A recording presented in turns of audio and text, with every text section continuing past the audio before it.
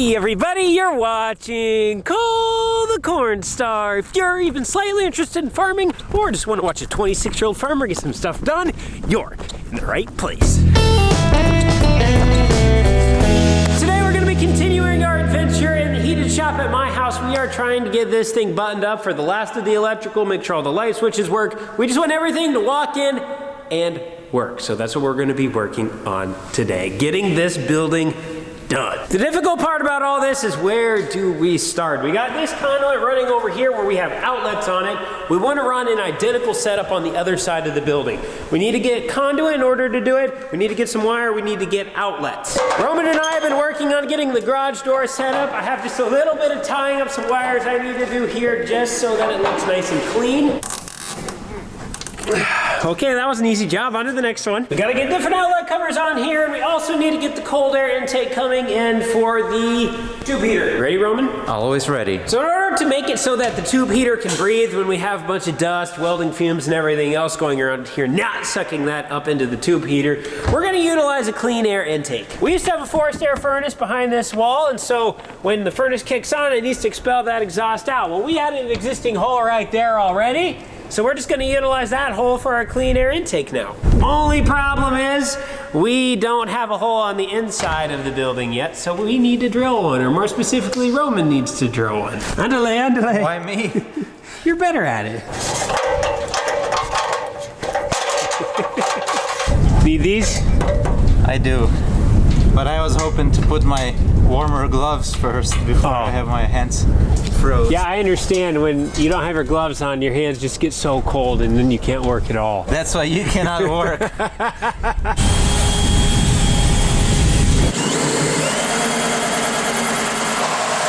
You want earplugs? Earplugs are for soft people. Hey!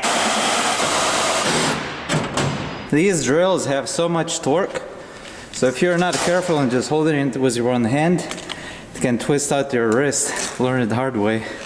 So whenever Wait, somebody can twist out your wrist? Are you kidding me? Yeah, these drills can.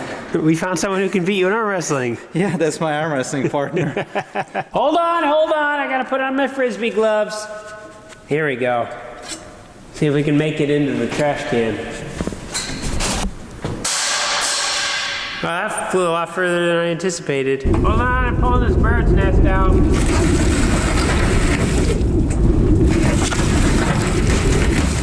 Why does it smell so funny in here? Because it's hay, no? Or it smells burnt. No, it smells like sweet. That could be. That's probably you. Okay, I'll try to shove it through.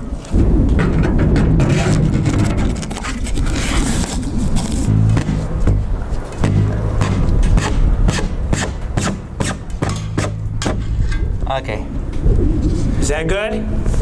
If you want to mark it, but I guess it doesn't matter.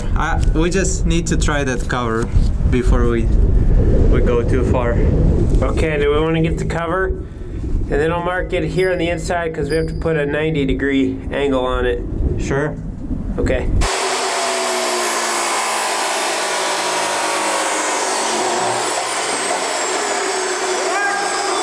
See that, Roman? This is what you just need to get. Clean cut. No kidding. So this part's gonna stick outside the building. We're gonna have a vent cap on the outside, kind of like what you'd have going out of your house for your dryer. That's gonna keep birds and water and everything from coming in. Then the wall's gonna be about right here. Then this is what's gonna be inside the building. So we're gonna use this rubber boot to connect the 4-inch PVC pipe going from the tube heater, which the clean air comes in right here, and we need it to go that way. But we're trying to get that rubber boot on because it's 3 inches into the tube heater, and then our pipe is 4 inches. We don't have any real lubrication, so we're just using glass cleaner. I guess beats spitting on it. Let's just go fire up the torch and heat that rubber up, and then that'll work. Got it. We got the torch hooked up too! What? Why is that dripping so much? Oh, that's strong. Good thing I got fresh air right here. Clean air intake. This glue is strong. Potent. Yes, very potent.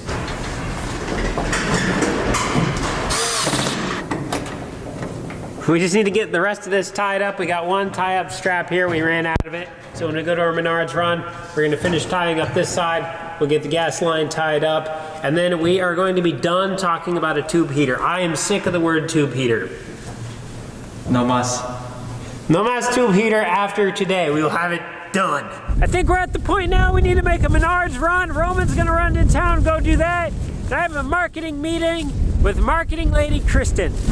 It's about time you showed up. Time to wake up, Cole. Little known fact, whenever Kristen comes out, I don't know what it is, if it's her soothing voice or if it's the fact that she loads us up on Casey's cookies or something, but I've probably fallen asleep in every single meeting we've had. So today we're gonna try not to do that. I put melatonin in those cookies to try to see if that helps you out a little bit, you know. Thank you. So if you're new to the channel, this is Kristen. She is our marketing expert advisor. She takes care of all the marketing behind all of our grain sales. We've been working with them for 7 years now. So she works through a company called Ever Ag, and all the expertise that goes on behind what goes on, she takes care of. She just calls us and says, hey, this is what's going on. This is what I think you should do. What would you like to do? Control's all in our hands. And then we honestly just listen to everything she says. So today we have our yearly marketing meeting with her. We're just going to go over a plan of what we're going to be doing for the next year when it comes to marketing, when it comes to options, when it comes to all the things I don't actually understand. So here we go. So in a non-boring English, easy to understand answer, what is our approach towards marketing? Or what's your approach that you do for us?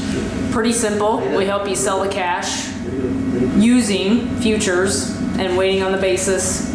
Kristen, I gotta make English. The futures with the cash and the basis, what does that even mean? When markets go up, we help you sell. When they go down, we help you deliver on it at a good time. Good enough? Is that simple enough? Well, that's what everybody promises they can do. Yeah, but, right. I mean, what makes you different? Because literally everybody says, we're going to get you to sell at the high and we're going to avoid all the lows. So we're not going to guarantee that, right? Because at the end of the day, nobody knows where the market's going to go, right? And so we focus a lot more on what do you guys actually cost per acre or per bushel to produce an acre or a bushel of corn, and then we really work on where are good levels to be selling from there, right? And the big differentiator is the execution of it, right? Helping you guys actually pull the trigger. Because every farmer just says, when corn hits $5, I'm going to sell. I'm going to sell. And then when it all. hits $5, when corn hits $5.50, I'm going to sell. 100%. It just keeps on, or to the same point, right? My break even's this. If I get above that, I'm going to sell, and then that break even keeps on torquing up a little bit. So just like we are today, we're working through with a guy, what are those actual numbers, and then I'll hold you accountable to those numbers so that when we get those opportunities, we have the offers ready to hit and actually go with it. That makes sense. Execution's a big thing. It's kind of like winning a game by base hits instead of just trying to swing for the fences the entire time. Bingo. Because most time when you're swinging for the fence, you just completely miss. So we'd rather be moving forward than just doing nothing at all. Base hits and then protect your butt. When you were talking about, I'm going to sell corn against $5, now it's at $5, it's going to go higher, so then it's $5.50. I'm going to wait till it's $5.75. All at once it's down to $4.50, but when it gets back to $5, I'm going to sell it. And I end up selling it all for $4.25. And we have done that a lot in the past. I feel you there, Ellie. I feel you. Because at least... Hey, I did not fall asleep. Not quite, just about. Well, it's dark outside now. It took long enough. Lots to talk about. The marketing meeting, while yes, it is a long meeting, it is one of the most important meetings we have of the year because it is what we utilize to sell our grain. And when we can sell our grain for more, we can do more things on the farm. So we want to make sure we have everything just dialed in on our marketing. We were doing that well into the dark. It's the next day now. We are in day number 2 of getting the electricity finalized in the heated shop in my house. We have 2 more things of conduit we need to run. We have a row of outlets on this side. We're gonna run an identical row on this side as well. And then we need to get our 220 volt plugins for the welder.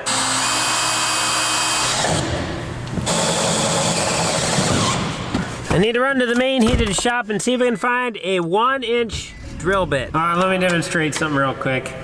See, this is why we could have utilized a contactor over here on the main heated shop. It had 10 light switches. But then you feel like a pilot. That's true. We need a 1-inch step-up drill bit, and I do not know if we have one. I know we have step-up drill bits, but I don't know if we have one that big. There we go. Yeah, perfect. Oh, there's one. Yoo-hoo! Maybe? Will it drill? I mean, regardless, that's the best option. Sequencing shutdown of aircraft.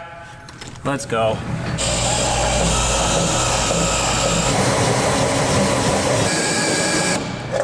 I might just use the big drill bit first to get it close. To get close, yeah. Makes sense. Oh.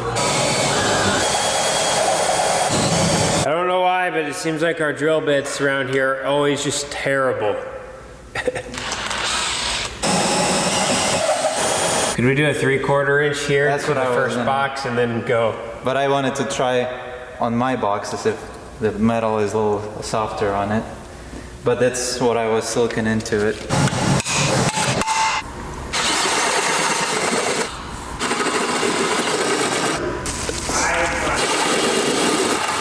So what do we need to get in Menards next time?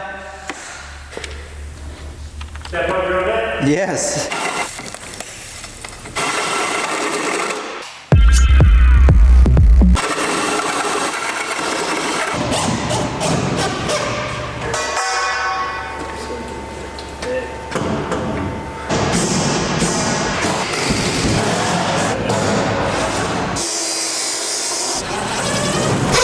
So when I was drilling these,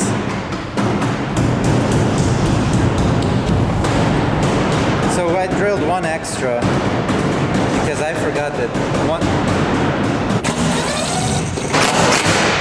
Perfect. Can you pull down on this right here like that? I can collapse the wall if I do that. Okay, please.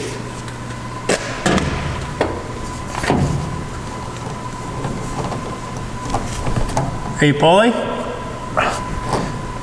I'm watching my right there. muscles flex.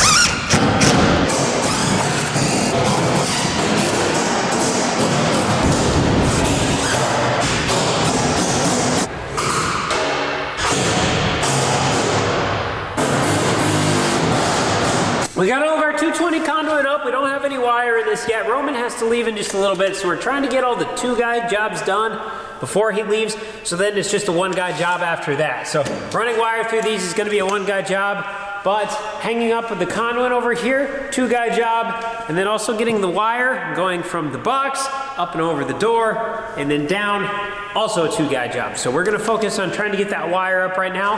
That's also the most daunting task of it all.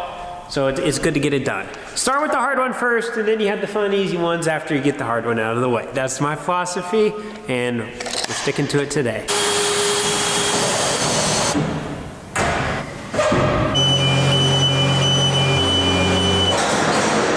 So we got this conduit completely full right now, and you really can't get any more in there even if we tried as hard as we could. So we're putting up another one. This conduit is solely going to run the circuit that's the outlets on the other side of the building. So we're just going to have our 6 wires running up inside of this, and then we're going to be running right over the top of the garage door with it. So we're just trying to get everything lined up so it looks identical to this one. It looks nice and neat. We got our bend here. It's not quite perfectly identical, but it's good enough for who it's for. You gotta have a little bit of kind of homemadeness to it, otherwise it just doesn't have the same character. If everything's just perfect, it doesn't feel the same. Safety glasses.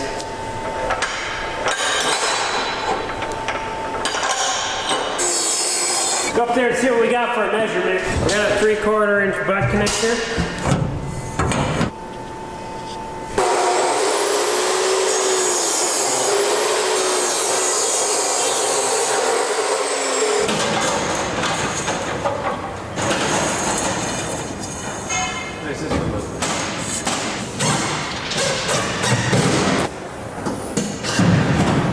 We're gonna see if we did this right. Hey, we got lights! You did it right. Hey, Cole. Yes. Are we gonna hang Christmas lights here? No. Why not? Do you want to go hang more stuff up in here? Like you, just like here, Merry Christmas, and put the Christmas tree right here. This is our Christmas lights right here. Look at them all. They're just white. Here, look, they even flash. See? They're dancing to the music. So the reason why I'm so excited about everything that's going on here is we have never had full electricity in this shop before. And Roman just started here the other day, and I tell you what, he's got a few ticks to him that just kind of get on your nerves sometimes. Like when I'm talking, and he feels the need to shovel all the stuff on the floor with a sand shovel. Not even a scoop shovel, sand shovel. He doesn't realize he's doing it. Oh boy.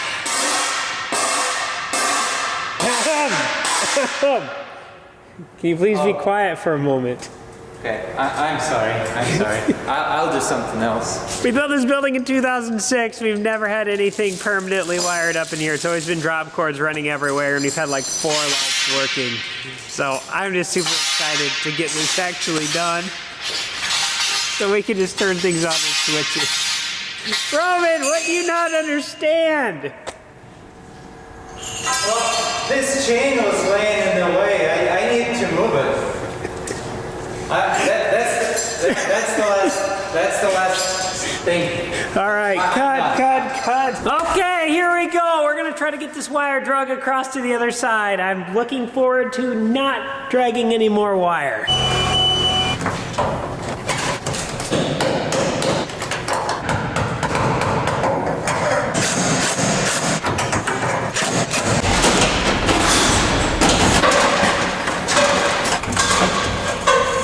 I have some bad news and I have some good news. The good news is we fired up the tube heater. Everything is working phenomenally right now. I need to get up there with some soapy water yet and squirt all the seams just to make sure there's not something that's got a little bit of air coming by. I think I'm gonna get some aluminum tape and wrap around all those. Then if there is any air, or for whatever reason that silicone separates years from now or something, we don't have to worry about air sneaking by those seams. So we're gonna be doing that regardless, but we'll get up there, we'll spray it just to see how everything turned out with the silicone. So that's the good news. Bad news is I have failed my objective for today. Roman and I got the conduit up for the 220, so we're gonna have the welder hookups going through this one. So there's gonna be a hookup here, there's gonna be one in the middle of the building, and then there's one all the way at the end of the building. That way if Cooper needs to weld something at the front, the middle, or the back, he has an easy hookup spot, then we don't have to run 100 feet of welding cord to get to something at the front of the building. At the moment, we don't have any wire in there yet, so we need to get the wire ran in through the conduit, then we need to get the outlets in here, and then we need to get them all hooked up and stuff, put the covers on, and these will be done. Good news is we only have 3 wires we're going to be putting in this, and we're going to have 3 outlets. When we wired up the main heated shop years ago, we have some spool of 6-gauge wire left over. We got 2 blacks, which is enough for what we need. We'll just put some electrical tape on it to mark it. And then we basically got a whole roll of white, so we definitely saved some money using what we already had. I was also able to take our second piece of conduit. We got the wires drug through that. I got everything hooked up on the neutrals and the grounds already. I'm not going to hook up the hots until we're actually ready to hook things up finally. But that all runs above the garage door now. We were able to get it snaked through. We got it poking out right here on this junction box, so it's all ready to be hooked up. We just need to run from that junction box, then just right down this behind the door, and then we got to get everything moved away from the wall yet, so that way we can get all of our conduit laid, all of our outlet boxes laid, as well as the outlets. Looking at it from a positive side, we have the easy part left, which is everything is down on the ground now, just shoving wire in, getting things hooked up. The easy part. I say we failed today because our goal was to get all of this completely done, everything in the conduit, everything wired up, everything on the wall. We didn't get really any of that done.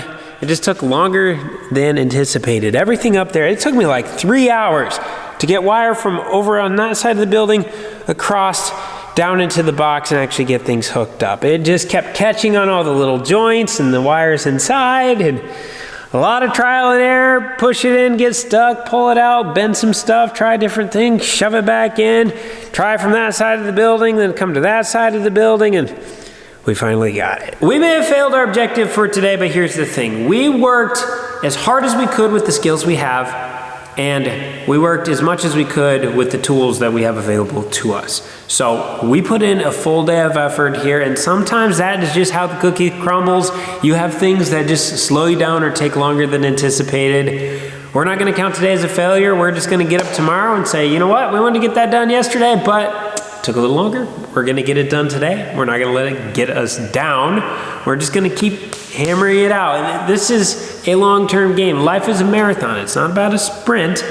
This is a 5-year, 10-year, 15, 25, 50-year game that we're playing. So we're taking steps closer to where we want to be. And honestly, that's all that matters. And I've also came to look at things through a little bit different of a lens. When we're getting frustrated with something going on, like when I was up there, the wire's just getting all tangled up. It's not going in the conduit the way it's supposed to. I'm getting mad at the wire. And then I'm sitting there and I'm realizing, you know, yesterday is gone. Tomorrow's not here yet. Right now is the only thing I really have. So I can choose to stay grumpy. I can choose to stay mad. I can choose to stay sour, not fun to be around, not feel good about myself. Or I could say, you know what? This is a gift. Right now is a gift that God has given me. Sure, this wire may be annoying right now. But we're just going to look at the positive of it. And we're going to have fun and say, you know what? Yeah, this wire is being a pain, but I'm learning from it. I'm having a good time. This is stimulating my brain. And I'm choosing to look at things that way. So no matter how frustrating things are, we have to remember, like right now is a gift, and it is the only time you actually have, right now. You don't have yesterday, you don't have tomorrow, you have today.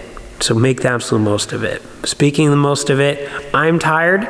I'm gonna go grab some bite to eat, hop in the shower, and go to bed. So this is all I got for today. Thanks for watching. We'll see you in the next one.